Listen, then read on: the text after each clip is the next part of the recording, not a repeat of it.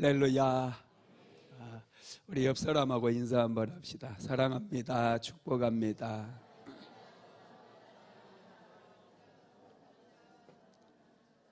할렐루야. 우리 오늘 이 밤에도 기도로 승리한 줄로 믿습니다. 기도하면 역사가 일어납니다. 근심하고 염려하면 늙어버려요. 빨리 늙고 마음에 그런 압박이 생기니까 고혈압도 생기고 당뇨병도 생기고 인생이 피곤해져요. 그런데 기도하면 할렐루야 역사가 일어납니다. 몸도 건강해지고 마음도 건강해지고 문제는 해결되고 질병은 치료되고 오늘 이 밤에 그런 역사가 일어날 줄로 믿습니다. 오늘은 다윗 시리즈 11번째 말씀으로 이기고 승리하게 하시는 하나님의 은혜, 이런 제목입니다. 우리도 이기고 승리하게 되는 역사가 일어나게 될 줄로 믿습니다. 기다림은 새로운 문을 열어줘요. 다윗은 오랜 기다림을 거쳤습니다. 다윗이 통일 왕국의 왕이 되기까지 다윗은 무려 20년 이상을 기다리게 돼요. 하나님께서는 다윗을 훈련시키기 위해서 기다리게 하셨어요. 여러분, 저와 여러분도 인생을 살아갈 때 기다려야 될 때가 있어요. 잘 기다리는 사람에게 새로운 길이 열려지고 새로운 문이 열려집니다. 우리가 기다리는 동안 하나님께서 일하셔요. 하나님께서 일하시면 여러분 얼마나 빠르게 일이 진행되는지 몰라요. 사무엘하 8장에 보면 다윗이 약 10여 년 동안 12, 13년 동안 정복전쟁을 치르게 되어지는데 전쟁 이야기가 나오거든요. 그런데 12, 13년 만에 다윗이 그동안 이스라엘을 괴롭혔던 모든 족속들을 전부 다 점령을 해버려요. 하나님께서 다윗의 지경을 엄청나게 확장시켜 주셨다는 거예요. 여러분, 인생은 좀 지경이 넓혀져야 됩니다. 기도의 지경도 넓히고 생각의 지경도 넓히고 물질의 지경도 넓히고. 여러분, 아파트도 처음에는 결혼해서 조그만 아파트, 여러분 전세 아니면 월세 살다가 좀 열심히 일해서 돈 모아서 이제 내 집도 사고 한 40평으로 좀 확장하면 기분 좋잖아요. 그죠? 넓혀가면 행복해지잖아요. 그렇죠? 영적인 지경도 마찬가지예요. 우리가 계속해서 기도하다 보면 지경이 넓혀지기 시작하고 확장되기 시작해요. 다윗이 통일 왕조의 왕위에 오르자 하나님께서 그동안 다윗이 오랜 시간 동안 인내하며 기다리게 하셨었는데 이제 하나님께서 일하기 시작해요. 다윗에게 은혜를 주셔서 다윗이 블레셋도 점령하고 모압도 점령하고 에돔도 점령하고 유프라테스 강 있는 그곳까지 이 아람 족속들까지 전부 점령해서 그곳까지 이스라엘의 영토를 넓히게 하셨다는 거예요. 여러분, 이게 정말 놀라워요. 우리는 기다림의 시간을 잘 견디고 기다림의 시간을 잘 준비하게 되면은 하나님께서 일하시는 때에 급속도로 확장되어 간다는 사실을 믿게 되기를 주님의 이름으로 축복합니다. 기다리는 사람에게 있어서 가장 중요한 것은 믿음이에요. 우리는 믿음을 키워나가야 돼요.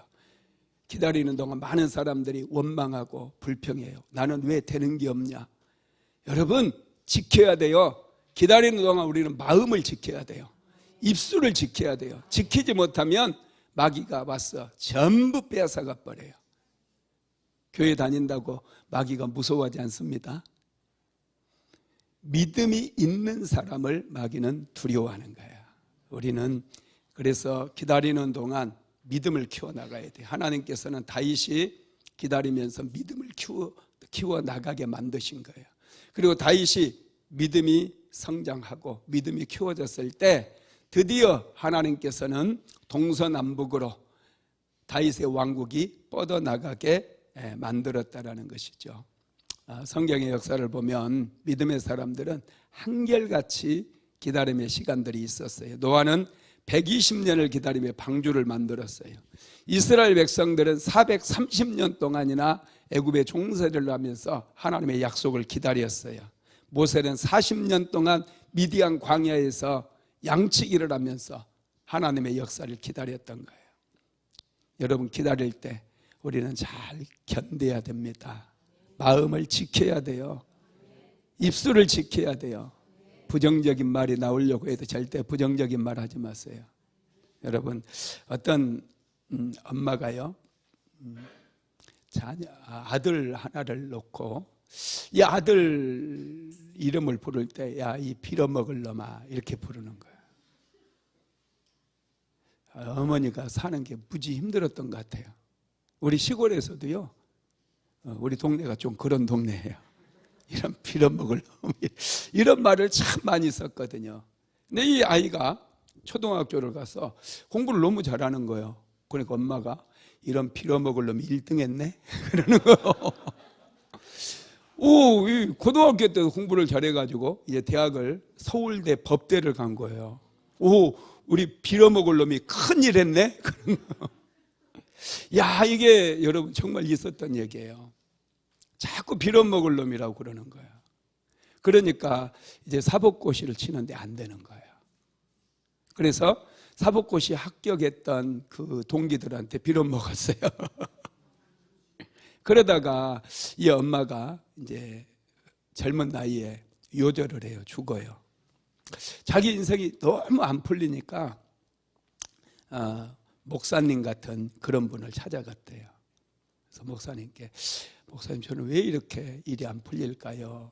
물어보니까 어린 시절에 가장 많이 들었던 말이 뭡니까? 그랬더니, 이런 빌어먹을 놈아, 이런 말을 많이 들었다는 거예요.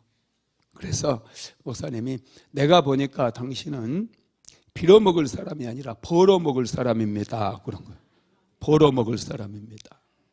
그래서 내가 벌어먹을 사람이라고? 그래서 가만 생각해 보니까 자기가 빌어먹을 인생은 아니거든요. 서울대 법대까지 졸업한 사람이, 그렇게 똑똑한 사람이 그 사법고시에 패스해가지고 변호사하고 검사하고 이런 친구들한테 빌비터서 사는 게 말이 됩니까, 이게?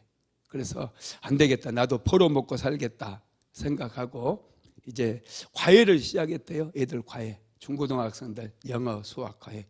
그랬더니 애들 실력이 얼마나 빠르게 느는지 막 줄을 서는 거예요, 사람들이. 과외시켜달라고. 그래서 이분이 학원을 차리게 되고요. 그 학원이 금세 소문이 나가지고 큰 학원이 커지게 되고 돈을 많이 벌게 됐대요. 그래서 이분이 결혼도 하고, 그전에는 결혼도 못했는데 선 보면 무조건 그냥 싫다고 그랬는데 이분이 아들, 딸 잘 낳고 잘 살고 있다는 거예요. 여러분, 우리는 빌어먹는 인생이 되면 안 됩니다. 여러분, 말하는 거 우리는 항상 절제하고 기다리면서 항상 지켜야 돼요. 말하는 거 지키고, 너무 막 나가는 거 생각 너무 오버하는 거 지키셔야 돼요. 이 마음을 잘 지켜야 됩니다. 다윗은 거의 통일왕조의 왕이 되기까지 20년 이상을 고통을 겪으면서 그는 잘 지켰어요. 마음을 지키고 생각을 잘 지켰습니다. 그러자 드디어 하나님께서 다윗에게 은혜를 주셨어요. 그러자 다윗은 이제 영토를 확장시켜 나가기 시작해요. 저와 여러분도 지경을 좀 확장시켜야 됩니다. 영적인 지경이 넓어져야 돼요. 우리 영적인 지경이 너무 작으면 인생이 피곤해요. 잘 안 풀려요. 기도하는 기도의 지경도 넓히고 이 믿음의 지경도 넓혀야 돼요. 넓히게 되면 신기하게 하나님께서 역사하시기 시작해요. 오늘은 다윗이 어떻게 이 영토를 확장시켰는지 한번 우리가 살펴보면서 우리도 이 영적 전쟁을 통해서 우리의 지경을 넓혀야 되는데 그 비법을 한번 배우도록 하겠습니다. 그러면 먼저 다윗이 정복한 나라는 어떤 나라인지 한번 봅시다. 첫 번째로 나온 나라가 블레셋이에요. 자, 오늘 본문 사무엘하 8장 1절 한번 같이 읽어볼까요? 시작.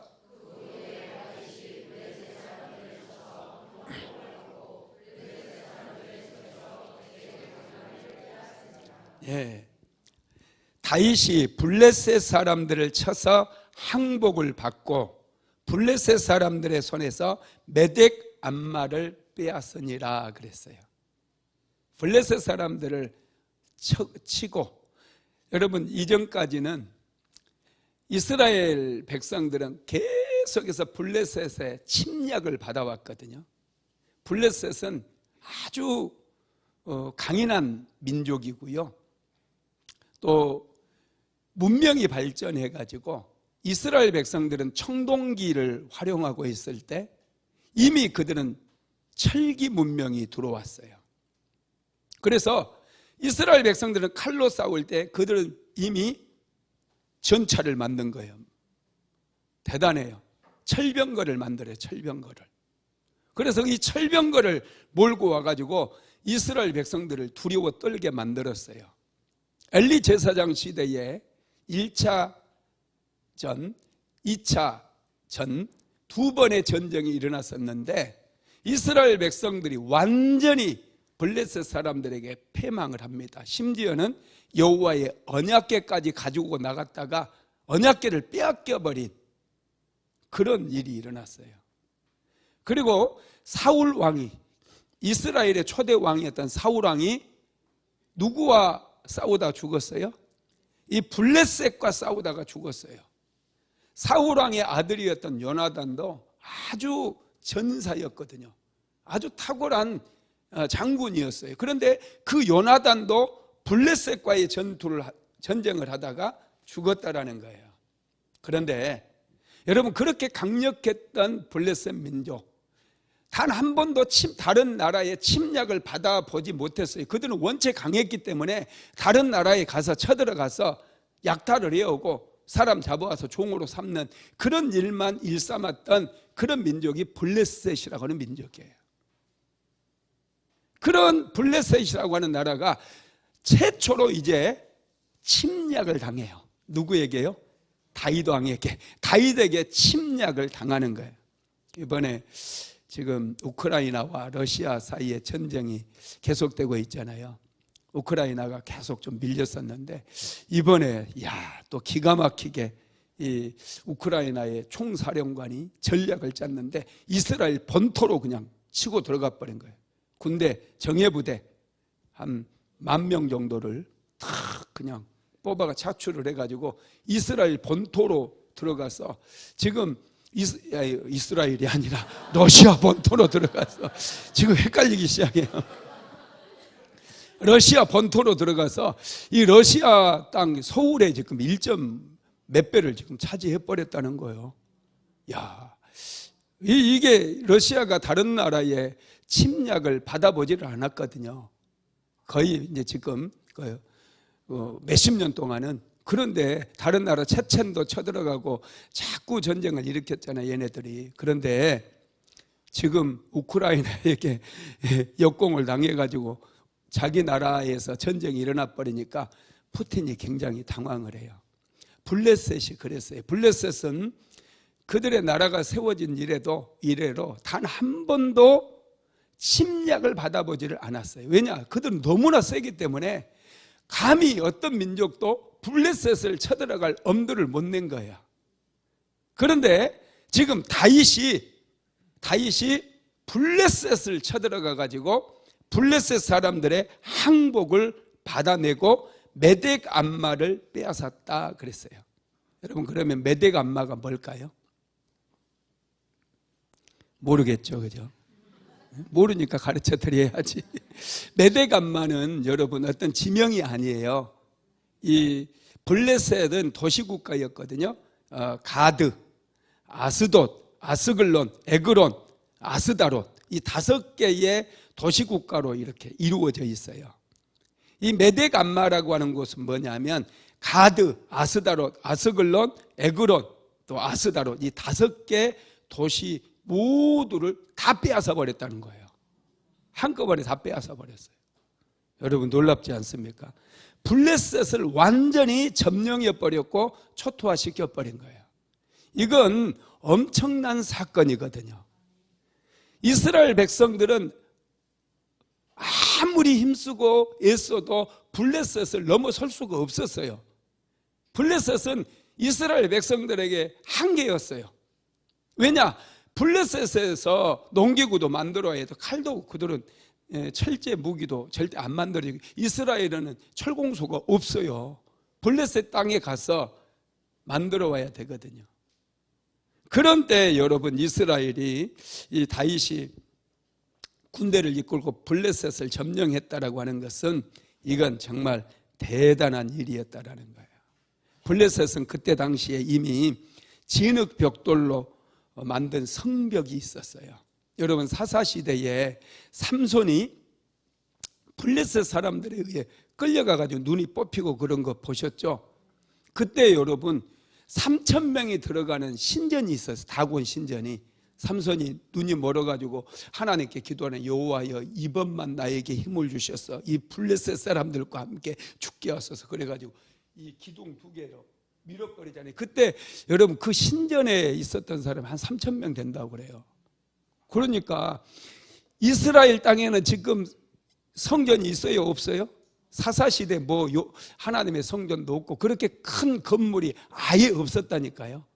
그런데 이 블레셋은 해양민족이 이주해 왔다고 그랬잖아요. 그러다 보니까 문명이 발전해가지고 거대한 신전도 있고 왕궁도 있고 성도 있고 성벽도 있고 잘 살았어요. 이 블레셋의 이런 성읍을 점령한다는 것은 절대로 쉬운 일이 아니에요. 아무리 다윗이라도 절대 이 블레셋 성을 무너뜨린다는 것은 쉬운 일이 아닙니다. 그런데 여러분 누가 함께 하시니? 하나님께서 함께 하시니 블레셋 5개의 성읍을 다윗이 다 점령을 해버리는 거예요. 다 메대간마를 빼앗았다. 이 5개의 성읍을 다 빼앗아 버린 거예요. 야, 이거 정말 여러분 하나님의 은혜가 아니면 이런 일은 일어날 수가 없는 것이죠. 그래서 이스라엘 백성들이 블레셋을 점령을 했을 때, 다윗이 블레셋을 점령했을 때 이스라엘 백성들에게 엄청난 감동이에요. 도저히 자기들이 이길 수 없는 적이었기 때문에 그들을 이겨놓으니까 와, 이건 뭐 어마어마한 감동이죠. 그리고 다윗의 군대는 어떻게 되겠어요? 엄청나게 사기가 올라가겠죠. 그들은 뭐 두려움이 사라져 버린 거예요. 누구든 요기만 해봐, 한번 붙어봐, 뭐 자신감이 충천한 거예요. 이 블레셋이라고 하는 나라가 그 정도로 대단한 나라였기 때문에 그들이 블레셋을 꺾어버림으로 인해서 그들은 자신감을 얻게 된 거예요. 여러분 내가 기도해 보니까요, 기도에도 마찬가지예요. 기도할 때 정말 한 번쯤은 한번 이판사판으로 기도 한번 해보세요. 물러서지 말고 배수진을 치고, 그래서 기도 응답도 받고, 우리 여러분들의 집안에 역사하는 어둠의 권세들이 있어요. 예수 믿지 않고 막 우상 섬기고 그랬던 집안들 많잖아요. 그런 집에는 어둠의 영들이 있어요. 가난도 마찬가지예요. 그래서 여러분 이런 가난도 한번 직면하고 내가 이 가난을 돌파하리라. 또 맨날 실패만 하는 그런 가정도 있잖아요. 이 실패 내가 돌파하리라. 배수진을 치고 끈질기게 멈추지 말고 포기하지 않고 끈질기게 기도하면 여러분 딱 꺾어지는 승리를 하는 지점이 느껴져요. 아, 내가 이겼구나. 그럴 때 그때부터 이제 기도에 불이 붙기 시작하는 거예요. 자신감이 생기는 거예요. 그래서 막 다른 사람 위해서 기도하고 또 남편을 위해서 기도하고 아내를 위해서 막 기도하고 교회를 위해서 기도하고 막 기도가 뜨거워지고요. 기도하는 대로 역사가 일어나요. 신기하게 하늘의 문이 열려져요. 가정에 막 신령한 복이 임해요. 여러분들이 상상도 하지 못하는 그런 좋은 일들이 많이 찾아온다는 거예요. 그런데 많은 분들이 꼭 이 지점이 있는데 이 지점을 넘지를 못해요. 승리의 지점을 넘지 못해요. 시험 들어가지고 나가고. 좀 그러지 말라니까. 할렐루야. 뭐 쪼잔하게 시험 들어. 박 목사가 잘못한 것도 없는데. 제대로 한번 딱 붙어야 돼요. 이 싸움은요, 그냥 싸우다가 도망가 버리면 지는 거예요. 포기 내려놓으면 지는 거예요. 영적인 싸움은 더해요. 다윗이 블레셋과의 싸움, 이거 5개 성을 완전히 그냥 절단 낸 거예요. 끝장을 봐버린 거예요. 싸울 때 그렇게 싸워야 돼요. 마귀는요, 잔인해요. 마귀는 막 죽은 것 같다가도 금세 벌떡 일어나요. 그래서 또다시 우리에게 덤벼들거든요. 그래서 그냥 영적 전쟁을 할 때는 제대로 한판 붙어야 돼요. 그래서 내가 2판 4판이다. 죽으면 죽으리라 하면서 하나님의 이름을 부르며 하나님께 기도하면 한 2, 3년 기도하니까 그렇게 되더라고요. 할렐루야. 한두 달 기도해가지고 목사님 나는 왜 안 돼요? 이런 말을 하지 말라니까. 그냥 계속해요. 요즘 막 기도하는 분들 참 제가 참 감동이 돼요. 크게 매일마다 나와서 우리 기도하는 젊은 집사님들 소망이 있습니다. 할렐루야. 멈추지 마세요. 쉬지 말고 계속하면 돼요. 역사가 일어나요. 네. 이 블레셋 같은 이런 강하고 문명이 발전하고 무기가 막 철병거가 있는 그런 나라라 할지라도 또 성도 진흙을 구워 만든 그런 벽돌로 성읍을 만든 그런 나라라도 하나님이 함께 하시니까 블레셋을 완전히 점령을 해버리더라는 거예요. 여러분 믿으시기 바랍니다.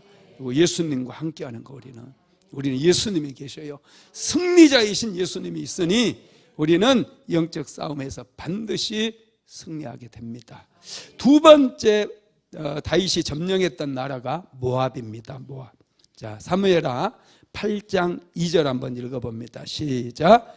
다윗이 또 모압을 쳐서 그들로 땅에 엎드리게 하고 줄로 재어 그 2줄 길이에 죽이고 1줄 길이의 사람은 살리니 사람들이 다윗의 종들이 되어 조공을 드리니라. 아멘. 다윗의 군대가 모압을 쳐들어갔는데 모압은 쉽게 점령을 해버려요. 아주 쉽게.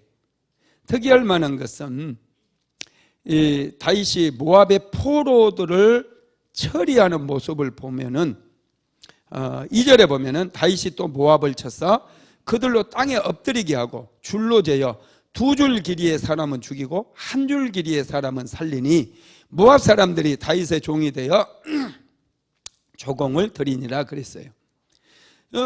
포로들을 이렇게 다 엎드리게 해가지고 이 2줄 길이 사람들은 죽이고 1줄 길이 사람들은 살렸다는 말이에요.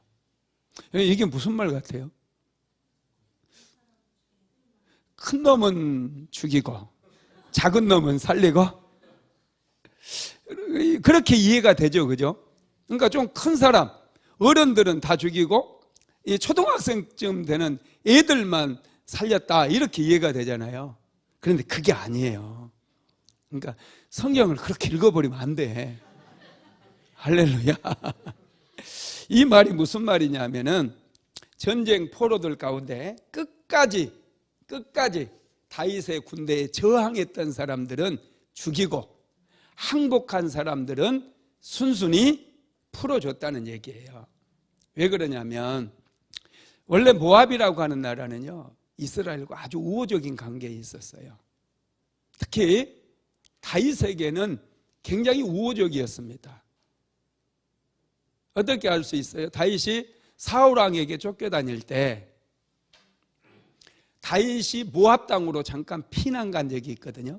그때 모압 왕이 다윗을 보호해주고 그래서 다윗이 이제 모압 땅에 거주하는데 갓 선지자가 찾아오더니 너 모압 땅에 있지 말고 하나님께서 다시 유다 땅으로 들어가라고 한다. 그래서 유다 땅으로 나오거든요. 유다 땅으로 나오는 과정에 다윗이 자기 아버지하고 어머니, 부모님을 모압 왕에게 맡겨요. 모압 왕이 보호해 줍니다. 그게 사무엘상 22장 3절로 4절에 나와 있어요. 같이 한번 읽어봅시다. 시작. 다윗이 거기서 모압 미스베로 가서 모압 왕에게 이르되 하나님이 나를 위하여 어떻게 하실지 내가 알기까지 나의 부모가 나와서 당신들과 함께 있기를 청하나이다 하고 부모를 인도하여 모압 왕 앞에 나아갔더니 그들은 다윗이 요새에 있을 동안에 모압 왕과 함께 있었더라. 다윗의 부모가 이 모압 왕의 보호를 받으면서 모압 땅에 피신해 있었어요. 모압은 다윗에게 굉장히 우호적이에요. 왜 그러느냐 하면은 여러분 다윗의 증조 할머니가 누구예요? 증조 할머니가 모압 여인 룻이에요. 룻. 증조 할머니가. 그러니까 다윗의 몸에도 누구의 피가 흘러요? 네, 모압의 피가 흐르는 거예요. 다윗의 몸에는 모압의 피가 흘러요. 그러다 보니 다윗 역시도 모압을 굉장히 우호적으로 생각했기 때문에 자기의 부모를 모압 왕에게 이렇게 좀 보호해 달라고 부탁을 한 거예요. 우리가 남이가 그러면서 우리는 같은 피가 흐른다라는 거죠. 그래서 모압 왕도 다윗 왕의 부모를 보호해 주는 그런 일이 있어요. 그런데 왜 다윗이 그런 모압을 점령했을까? 이런 의문점이 들잖아요. 다윗이 광야를 떠돌 때 다윗을 지켜주었고 다윗의 부모를 보호해 주었던 그 왕이 죽어버린 거예요. 그리고 새로운 왕이 세워졌는데 이 새로운 왕은 다윗이 자꾸 성장하는 것, 다윗이 세력을 확장해 가는 것에 대해서 두려움을 느끼고 다윗에 대해서 반기를 든 거예요. 다윗에게 반기를 들고 먼저 이 다윗을 쳐들어온 거죠. 그래서 다윗이 이 모압을 점령을 해버리고 자기에 대해서 여전히 우호적인 생각을 가지고 있는 그 사람들은 전부 살려주고 다윗에게 반기를 들어가지고 이 모압 왕을 추종해서 다윗에게 반기를 든 그 사람들은 다 추려서 그 사람들은 죽였다는 거예요. 두 줄 길이 한 줄 길이 의미를 아시겠죠? 이거 모르면 그냥 하나님 왜 두 줄 길이 키 큰 놈은 죽이고 키 작은 인간은 살렸나요? 작은 것만 인간이고 큰 놈은 짐승인가요? 이렇게 우리가 오해할 수가 있다라는 거예요. 할렐루야. 예. 하나님께서는 다윗을 이렇게 또 심판의 도구로 사용하신 것도 있습니다. 그 이스라엘 백성들이 출애굽을 해서 가나안 땅으로 가는 과정 속에 이 모압 땅을 이제 옆으로 지나가게 되잖아요. 그때 모압 왕 발락이 엄청난 두려움을 느껴요. 그죠? 그래서 누구를 부릅니까? 부돌에 사는 이방 선지자 발람 선지자를 불러요. 왜 불렀어요? 이스라엘을 저주하라고. 이스라엘을 좀 저주하라고. 그래서 발람 선지자가 오긴 오지만은 저주를 해요, 못해요? 저주를 못해요. 오히려 모압을 저주합니다. 오히려 이스라엘 백성들을 자꾸 저주하려고 하니까 하나님께서 나중에 당신들을 심판하게 될 거다. 그렇게 발람이 얘기를 하거든요. 그래서 여러분 그 심판의 도구로 다윗이 쓰임 받는 것이기도 하다는 것입니다. 여러분 우리도 영적 전쟁에 쓰임을 받아야 됩니다. 기도해야 돼요. 혼자 기도하려고 하면은 힘들어. 내가 해봐서 알아요. 웬만한 의지 가지고는 매일 기도하기 힘들어요. 그래서 일단은 기도 불이 좀 붙어야 됩니다. 이런 금요 성령 집회 같은 이런 뜨거운 집회에 나와서 같이 막 타올라야 돼요. 장작불을 피워야 돼요. 그래야 밥도 되고 요리가 되는 거예요. 음식이 만들어져요. 성냥불 하나 켜놓고 기도하려고 하면 금방 꺼져. 바람만 불어도 꺼져요. 장작불이 타올라야 됩니다. 할렐루야. 네. 우리는 이 영적 전쟁에서 승리한 만큼 우리가 누릴 수 있어요. 지경이 넓혀져야 돼요. 이 세상에 살면서도 땅을 많이 가진 사람이 부자잖아요. 그죠? 어떤 분들은 땅이 많아요. 전에 내가 그 은행을 저기 월피동에서 목회할 때 월피동에 있는 그 농협에 이제 일을 좀 보러 갔거든요. 그런데 어떤 영감님이 소득세를 내러 오는데, 여러분 부동산 그런 거 다 세금 내잖아요. 그 노란 그 고지서가 나오거든요. 노란색. 어떤 이렇게 가져온 거. 이렇게 가져와. 고지서. 나는 하나도 없는데. 그래서 그때 나도 세금 많이 내고 싶다 그랬어요. 나도 좀 이렇게 있으면. 야, 그 사람을 보는데 이 세금을 내는데 그분 나이도 많이 들어가 좀 할아버지였거든요. 좀 초라해 보였는데, 와, 이 소득세 고지서 이걸 가져온 걸 보고 내가 다시 봤어요. 와, 이분 대단하다. 예, 기도해서 영적 지경을 넓혀 놓으면 여러분 소득세 고지서가 이렇게 나와요. 할렐루야. 많이 내야지. 안 내고 안 받고 안 낼래요? 축복 받아서 소득세 많이, 소득세가 아니라 그 부동산 매년마다 나오는 세금이 있잖아요. 보유세인가요? 재산세. 재산세를 1년에 이렇게 고지서를 받을 수 있기를 주님의 이름으로 축복합니다. 네. 도전하세요. 나는 요즘은 좀 이만큼 돼. 나는 이만큼 돼요, 진짜. 할렐루야. 내가 그때 그분 보고 너무 충격받아가지고 나도 저렇게 내고 싶다 했는데 하나님께서 이만큼은 내게 하셔요. 와, 감사하죠. 자, 세 번째 소바왕 하달 에셀과 전쟁을 합니다. 다윗이. 자, 사무엘하 8장 3절에서 4절 같이 읽어봅니다. 시작.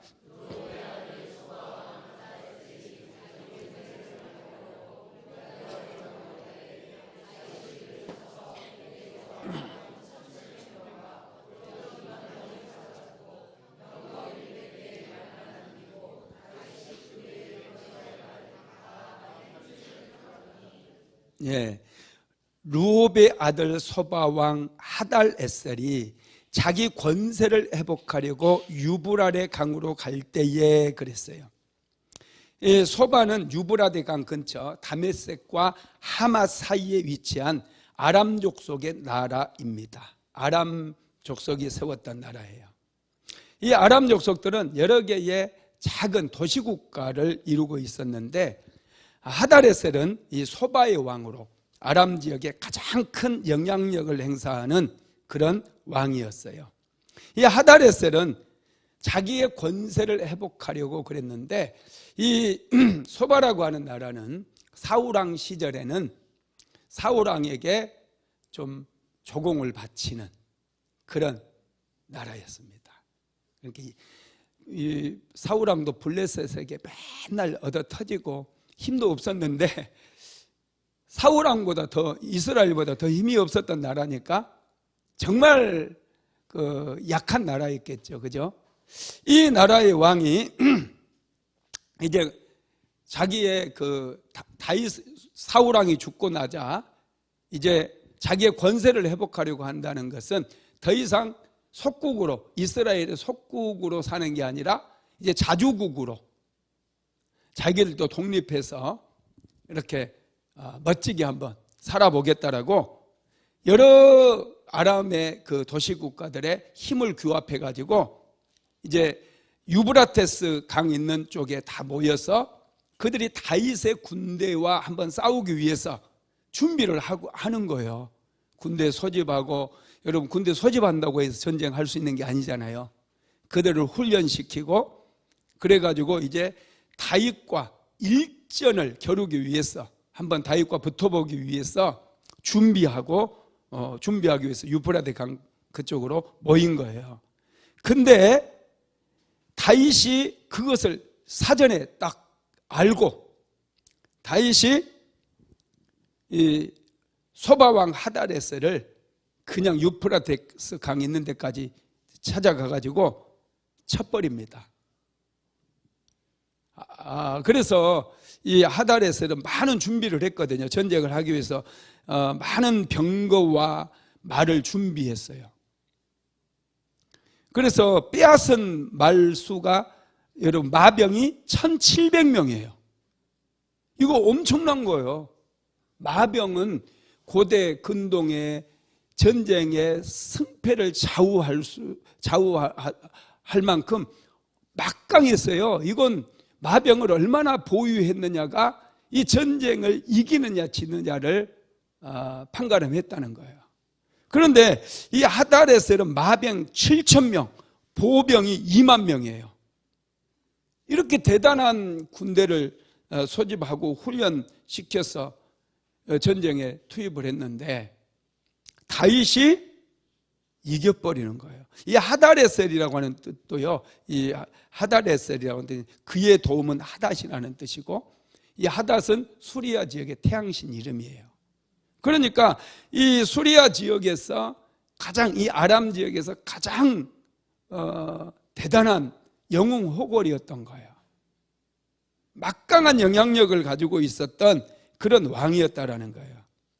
그런 왕이 다윗을 이제 치기 위해서 군대를 소집하고 군대를 훈련하고 정비하고 있는 틈을 타가지고 다윗의 군대가 일제히 밀고 들어와서 이 군대를 완전히 다 진멸하고 포로로 잡은 것만 마병이 1700명, 보병이 2만 명. 그러면 죽은 사람은 얼마라는 거야? 정말 다윗이 엄청난 승리를 거둔 것이죠. 이건 진짜 다윗이 대단한 거예요. 하달에셀은 마병이 1700명이 있다라는 거예요. 여러분, 이건 대단한 겁니다. 마병이. 그리고 보병이 2만 명, 죽은 사람까지 하면은 보병이 한 4만 명은 되지 않았을까요? 절반은 죽고 절반은 포로로 잡혔다고 하고, 마병은 빨라서 도망간 놈도 좀 있을 거고, 그죠? 마병이 사로잡히지 않는 마병까지 하면 한 3천은 됐을 것 같아, 내 생각에. 작게 잡아도. 이렇게 여러분, 이 마병은요, 특히 이 훈련을 많이 시켜야 되거든요. 준비를 많이 시켜야 돼요. 잘 훈련된 그런 마병까지 준비를 했는데, 그렇게 강력한 군대를 조직을 하고 그 군대를 이끌고 다윗과 싸우기 위해서 준비를 끝낸 그런 하달에셀인데, 다윗이 전쟁에서 이겨버린 거예요. 승리한 이유는 뭘까요? 다윗의 군대가 강하니까 블레셋을 이겼죠, 모압을 이겼죠. 그러다 보니 다윗의 군대는 사기가 막 하늘을 찌르는 거예요. 두려움이 없어요. 그들은 뭐 마병이고 전차고 뭐 만나는 대로 자신감이 있으니까 다 쓸고 다니는 거예요. 하다데셀의 군대도 이 다윗의 군대 앞에서 완전히 다 전멸을 당하게 되는 거예요. 여러분, 영적 정리도 똑같아요. 한번 내가 그랬잖아요. 블레셋과 같이 센 놈 한번 딱 계속해서 기도해서 한번 딱 이겨놓으면요, 그냥 다 이기는 거예요. 조금만. 그때부터는 힘이 많이 안 들어요. 처음에 영적 전쟁에 승리하기가 좀 힘이 좀 우리가 들 수도 있어요. 기도하는 게요, 이게 쉽지 않아요. 매일 기도하고 목이 터져라고 기도하고, 어쩔 때는 금식하면서 기도하고, 절대 쉬운 일은 아니에요. 제가 쉽다고는 하지 않아요. 근데 한번 해보세요. 기도가 제일 빨라요. 기도가 제일 빨라요. 할렐루야. 기도하면 여러분 역사가 일어나요. 여러분 남편이 잘 돼요. 연봉이 올라가요. 할렐루야.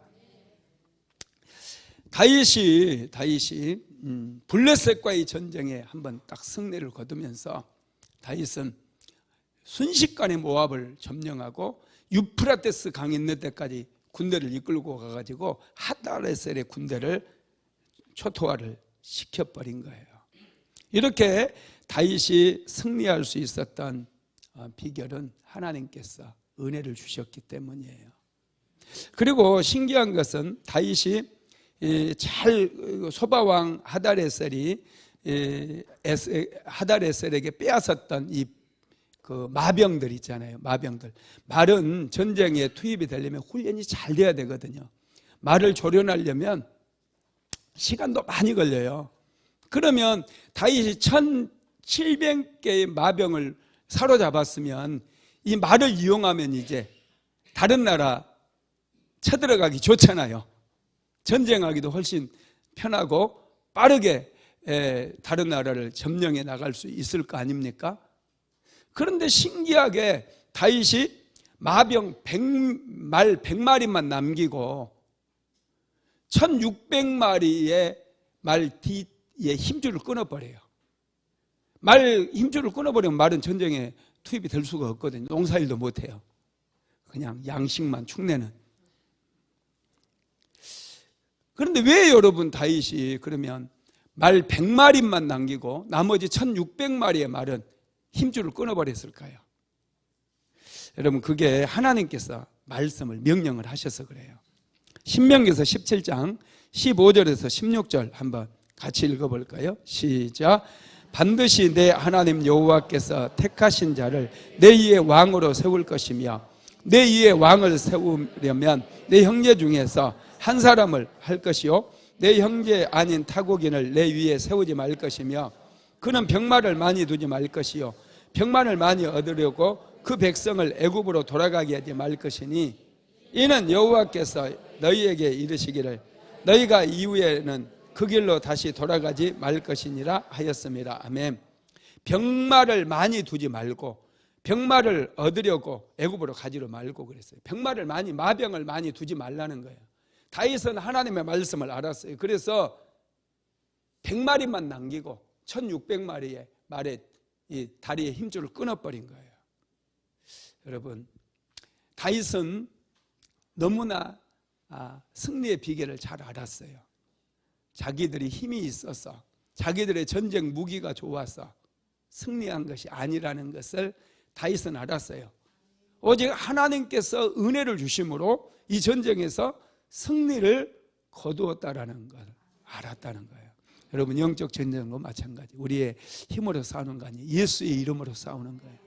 예수 그리스도께서 이미 승리하셨기 때문에 우리도 승리할 수 있다는 것입니다. 우리는 하나님을 의지해야 돼요. 예수님을 의지해야 돼요. 성령님을 의지해야 돼요.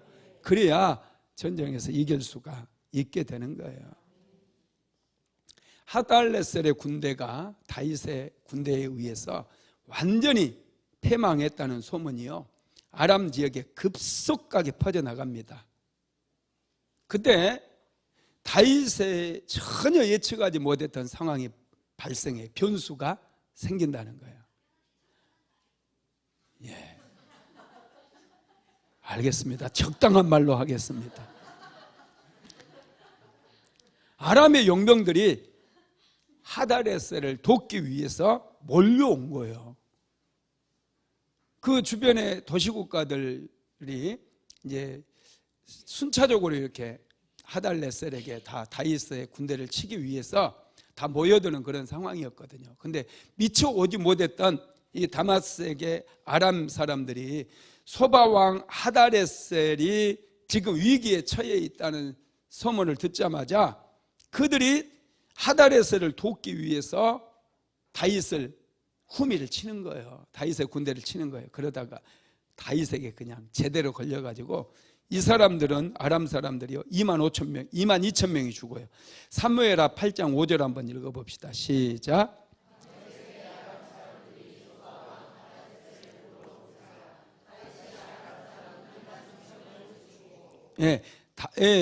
다메섹의 아람 사람, 다메섹 근처에 사는 아람 사람들이 소바왕 하달레셀을 도우려고 온 거예요. 그래서 다윗은 하달레셀의 군대도 완전히 진멸했지만은 도우려고 오는 이 아람의 군대에 22,000명을 죽여버렸어요. 완전히 그 군대를 아주 끝장을 봐버린 것이죠. 다윗은 전혀 두려워하지 않고 후미에서 자기를 치는데도 전혀 두려워하지 않고 이 지원군 하달레셀을 지원해주기 위해서 온 지원군 22,000명을 그냥 괴멸을 시켜버린 거예요. 그리고 다윗은 이 적들을 괴멸시킨 그곳에 아람 지역에 수비대를 설치합니다. 수비대가 뭔지 아시죠? 군대를 주둔시키는 거예요. 왜냐?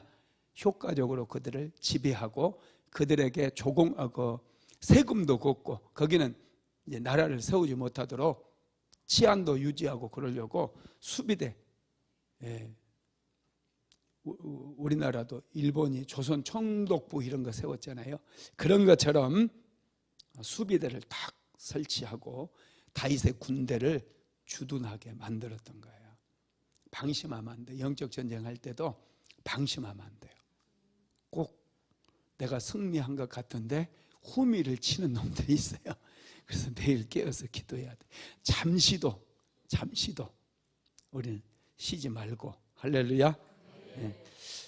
우리가 승리했다 하더라도 비워두면 안 돼요. 비워두면 계속 우리가 가정을 위해서, 가정에 하나님의 은혜가 임하고 축복이 임해도 여러분 계속 기도해야 돼요. 자녀들을 위해서 기도하고 계속 기도의 재단을 쌓아야 돼요. 매일마다 축복해야 돼요. 그리고 네 번째 점령했던 나라가 에돔입니다. 자, 사무엘하 8장 13절에서 14절까지 같이 읽어보겠습니다. 시작. 다윗이 소금 골짜기에서 에돔 사람 18,000명을 쳐 죽이고 돌아와서 명성을 떨치니라. 에돔의 수비대를 두되 온 에돔의 수비대를 두니 에돔 사람이 다 다윗의 종이 되니라. 다윗이 어디로 가든지 여호와께서 이기게 하셨더라. 아멘. 다윗이 유프라테스 강까지 군대를 이끌고 가가지고 이 하다레셀과 전쟁을 치르고 있을 때, 일전을 치르고 있을 때, 저 남쪽에서 에돔이라고 하는 나라가 이스라엘을 치려고 만반의 준비를 다 한 거예요. 그래서 군대를 이끌고 지금 막 올라오고 있는 거예요. 그래서 다윗은 군대를 또 빼서 급하게 이 남쪽으로 내려오게 돼요. 그래서 에돔과 또 전쟁을 치르게 됩니다. 에돔과 전쟁을 치르는데 에돔군 18,000명을 다윗이 괴멸을 시켜버려요. 승리하기 시작하니까 계속 승리죠. 지지 않아요. 여러분 맨날 지면 그것도 습관이 돼요. 맨날 져요. 포기하는 거 맨날 포기하게 돼요. 어떤 엄마가 초등학생 아이 둘을 데리고 도자기 굽는 곳에 갔대요.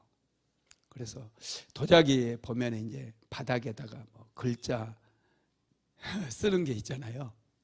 근데 초등학교 2학년짜리인가 어린 놈이 이 도자기에다가 글자를 새겨놓은 거 보고 아주 깜짝 놀랐대요. 뭐라고 써놓은 줄 아세요? 포기하면 뭐라고 그래요? 포기하면 쉬워진다 그랬나?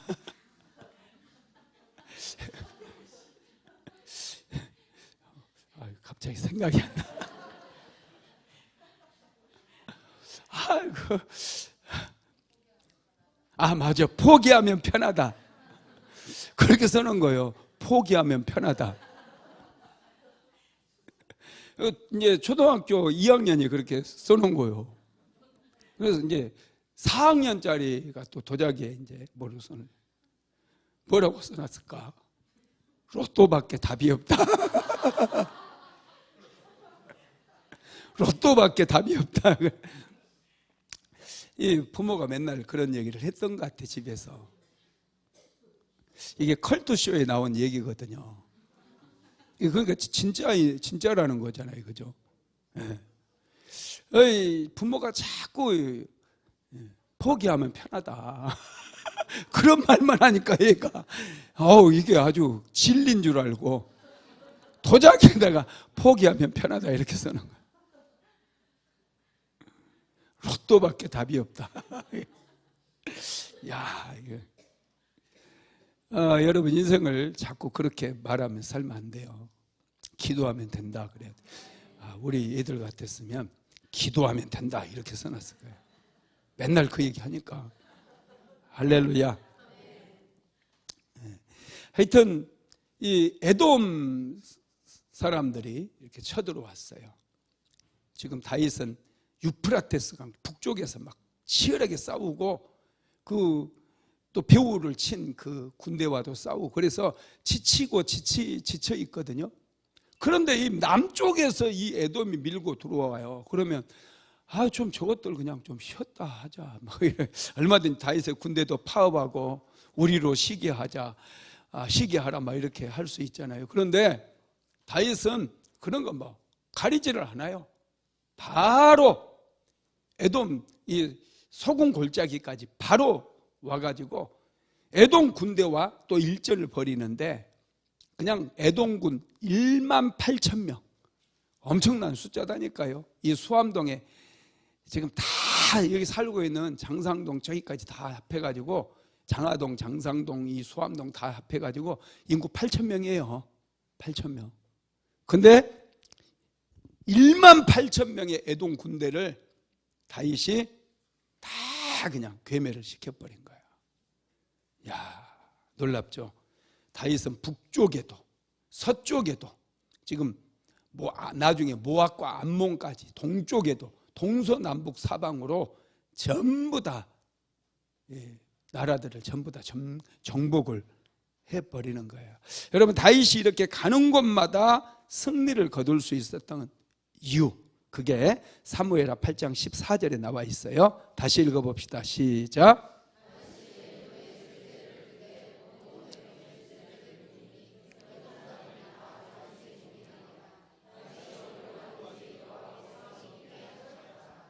다윗이 어디로 가든지 여호와께서 이기게 하셨더라.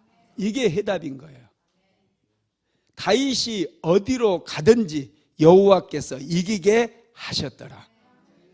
여러분들의 지혜와 능력, 지식 이런 것 가지고 인생을 살려고 하면 잘 안 풀려요.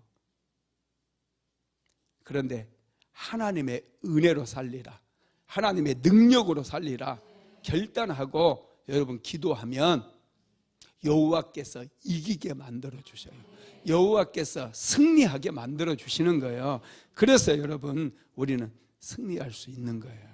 이기게 하셨다라고 하는 히브리어가요, 야사예요. 뜻은 어려운 일을 도와준다, 구원하다, 이런 거예요. 하나님께서 다윗을 어디로 가든지 도와주신 거예요.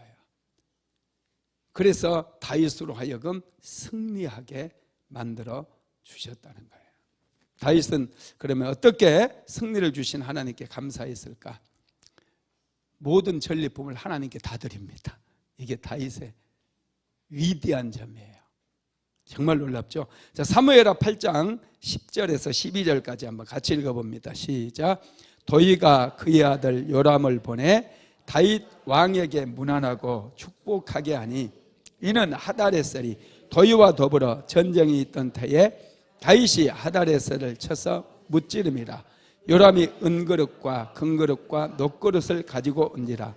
다윗 왕이 그것도 여호와께 드리되 그가 정복한 모든 나라에서 얻은 은금 곧 아람과 모압과 암몬 자손과 블레셋 사람과 아말렉에게서 얻은 것들과 소바왕 루옵의 아들 하달에게서 받은 노력한 것과 같이 드리니라. 아멘. 전쟁에서 이기면은 많은 전리품들이 있어요. 이 전리품들을 다윗이 다 이렇게 걷어들이는 거예요. 보통 전쟁에서 승리를 하게 되면 그 승리한 왕이 자기가 다 갖기도 하고요. 또 병사들, 전쟁에 나가서 피 흘린 병사들의 가정에 골고루 나누어 주기도 하고. 그래서 전쟁에 이제 또 참가하거든요. 그 전리품을 얻기 위해서 이 한 몸 바쳐서 가족들이라도 좀 잘 살게 해야 되겠다, 이런 마음으로. 그 키루스 왕이 성경에 고레스 왕이라고 나오거든요. 고레스 왕. 고레스 왕이 누군지 아시죠? 페르시아를 세웠던 왕이에요. 페르시아. 바벨론 제국을 무너뜨리고 페르시아 제국이 들어오잖아요. 이 페르시아를 세웠던 왕이 이 고레스라고 하는 왕인데, 이 고레스 왕을 세상의 역사에서는 키루스 대제라고 불러요. 키루스 황제. 이 키루스가 젊은 나이에 이 아수르 또 바벨론 이런 엄청난 나라들을 다 무너뜨리거든요. 메디아라고 하는 그 나라도 결국 이제 흡수 통합시키고, 메데라고 하는 나라. 그렇게 할 수 있었던 이 이유가요, 이 고레스에 대한 책을 보니까, 고레스는 전쟁에서 그 승리할 때마다 전리품 분배를 아주 너무 잘하는 거예요. 자기는 하나도 안 가져요. 자기가 모든 전략을 세워서 전쟁에서 승리를 거두었잖아요. 그런데 전리품은 전부 병사들에게 나눠주고, 혹시라도 이 가족이 죽었잖아요. 전쟁에 참전을 했다가 그 죽었어요. 군사가 죽으면 그 가족들까지 전리품을 엄청나게 보내주는 거예요. 그러니까 이 병사들이 배신을 안 해요. 그래가지고 이 병사들이요, 막 목숨을 거는 거예요. 그래가지고 이 바벨론이라고 하는 나라도 무너뜨리고, 이 스키타이라든지 그때 당시에 리디아라고 하는 나라도 대단한 나라였고, 이런 나라들을 전부 다 이기게 되고 거대한 페르시아 제국을 만들게 되었다는 거예요. 다윗은 그런데 물론 다윗도 그 병사들에게 나눠줬을 거예요. 그런데 자기에게 돌아오는 모든 것들은 전부, 그리고 가장 좋은 것들은 전부 이 전리품들을 하나님께 드린 거예요. 하나님께. 할렐루야. 예. 그러니까 하나님께서 다윗에게 큰 은혜를 내려주신 거예요. 우리도 하나님께 은혜 받은 게 있으면요, 하나님께 영광을 올려드려야 될 줄로 믿습니다. 그 다음에 두 번째로는 정복지의 모든 백성들을 정의와 공의로 다스렸다고 그래요. 자, 사무엘하 8장 15절 같이 읽어봅니다. 시작.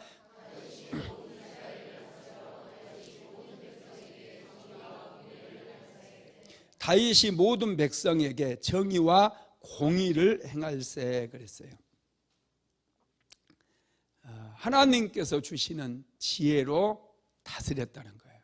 자기의 어떤 생각으로 백성들을 다스리거나, 또 어떤 그 뇌물을 많이 갖다 바친 사람들에게는 잘해주고, 뇌물을 안 갖다 바친 사람들은 학대하고, 뭐 이런 게 아니에요. 모든 백성들을 정의와 공의로 다스렸다는 거예요. 사사로운 이해관계에 치우치지 않았다는 거예요. 정복민들에 대해서도 차별하지 않았다는 거예요. 그리고 다윗은요, 참 지혜로운 게, 거대한 왕국을 세웠는데 독재 정치를 펼치지 않고 적재적소에 유능한 인재들을 배치해가지고 백성들을 아주 평화롭게 살아갈 수 있도록 아주 잘 다스리는 일을 합니다. 사무엘하 8장 16절에서 18절까지 나와 있어요. 같이 한번 읽어봅니다. 시작. 수루야의 아들 요압은 군사령관이 되고, 아일루스의 아들 여호사밧은 사관이 되고, 아이두베의 아들 사독과 아비아달의 아들 아히멜렉은 제사장이 되고, 스라야는 서기관이 되고, 여호야다의 아들 브나야는 그렛 사람과 블레셋 사람을 관할하고 다윗 아들 대신들이 되니라. 아멘. 가장 중요한 군사령관에 요압 장군을 세웠다는 거예요. 요압 장군은 광야 시절부터 다윗과 함께했던 동지였어요. 그리고 여호사밧은 행정 업무를 관장하는 사관으로 임명했고요. 제사장은 사독과 아히멜렉, 다 광야 시절에 만났던 사람들. 서기관 스라야도 마찬가지예요. 그리고 그렛 사람을 관장하는 장관은 브나야가 임명되었는데, 그렛 사람을 관장한다는 것은요, 이게 특별한 군대예요. 이게 왕의 궁중의 시대, 그러니까 수도방위 사령부 같은 왕의 그 호위 부대 같은 그런 부대를 브나야가 맡았다는 겁니다. 여기 그 중요한 요직에 세웠던 사람만 나와 있는데, 이 사람들이 전부 아둘람 굴에 다윗이 피해 있을 때 찾아왔던 그 사람들이에요. 어려운 시절 함께 보냈던 그 사람들.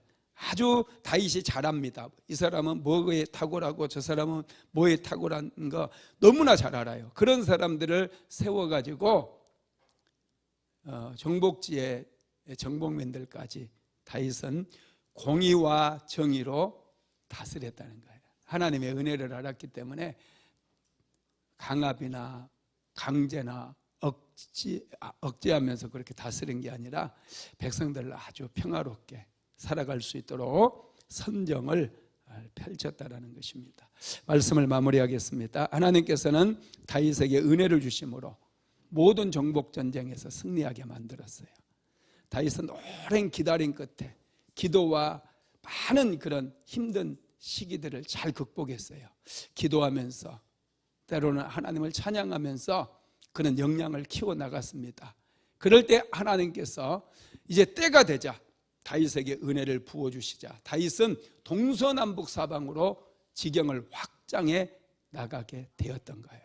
저와 여러분도 확장해 나가야 될 줄로 믿습니다. 영적인 지경을 확장해 나가야 돼요.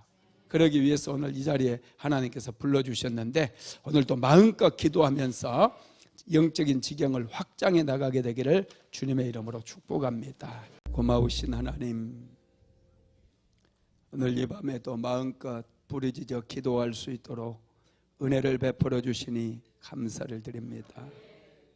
금요 성령 집회에 나온 사랑하는 성도들 이 시간 마음껏 축복하여 주시고 기도하는 것들 다 응답받게 만들어 주옵소서.